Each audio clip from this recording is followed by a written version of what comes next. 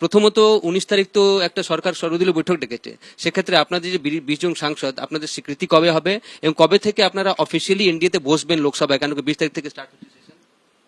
এই যে অধিবেশন আগামী 20 তারিখে শুরু হতে চলেছে, সেই বাদল অধিবেশনে আমরা ওখানে বসবো এবং আমাদের সঙ্গে আলোচনা হয়েছে। ওনারা আমাদের বসার জায়গাটা নির্ণয় করছেন, কেননা ইতিমধ্যেই তো আমরা ওনাদেরকে চিঠি দিয়ে জানিয়েছি 20 জনকে একসঙ্গে বসাতে হবে। সেই জন্য ওনারা একটু সময়টা নিয়ে সেটার ব্যবস্থা করছেন। ওনারা কালকেও যখন পরশুদিন কথা হয়েছে, ওনারা জানিয়েছেন যে চিঠিটা আসবে এবং আমরা বাদল অধিবেশন থেকেই এনডিএর সাথে থাকব এবং কাজ করব, আর তাদের সঙ্গেই তাদের ওই বেঞ্চেই বসবো। দিদি, এনডিএর সঙ্গে বসার কথা বলছেন, একটা সোশ্যাল মিডিয়াতে দেখলাম আপনি একটা ছবি দিয়েছেন। এনডিএতে আপনারা 20 বছর আগেও ছিলেন, আপনি ক্যান্ডিডেট ছিলেন, বাজপেয়ীজি প্রচার করতে গেছিলেন, মমতা দিকে সেখানে দেখা যাচ্ছে। 20 বছর পর আবার এনডিএতে ফিরছেন আপনি, সেটা নিয়ে কি বলবেন, স্মৃতির কথা?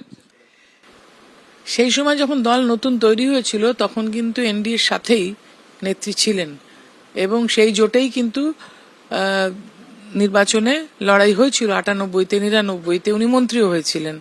সুতরাং এটা নতুন কিছু নয় যে মমতা বন্দ্যোপাধ্যায় এনডিএর সঙ্গে ছিলেন, সেটা নতুন নয়। বারংবার তিনি কখনো এনডিএতে ছিলেন, কখনো আবার ইউপিএতে ছিলেন, মন্ত্রী হিসেবেও কাজ করেছেন। কিন্তু ওনার সোশ্যাল মিডিয়া, যেটাকে আমি আনসোশ্যাল মিডিয়া বলবো, অত্যন্ত নিম্ন রুচির পরিচয় দিয়ে খুব কুকথা বলছে। এটাকে কিন্তু আমি বিরত থাকার অনুরোধ জানাচ্ছি।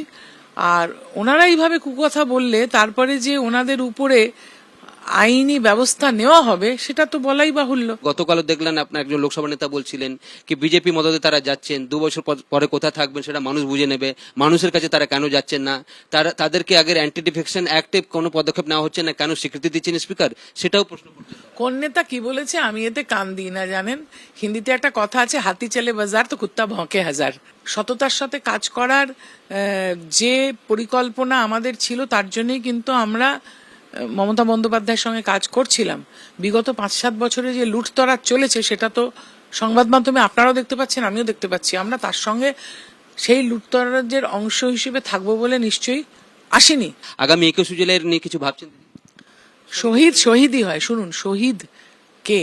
যে দেশের জন্য প্রাণ দেয়। কার্গিলের শহীদ ও শহীদ, স্বাধীনতা সংগ্রামের শহীদ ও শহীদ, আবার 21শে জুলাই যারা প্রাণ দিয়ে পশ্চিমবাংলায় আইন শৃঙ্খলার স্বার্থে লড়াই করেছিলেন সেও শহীদ।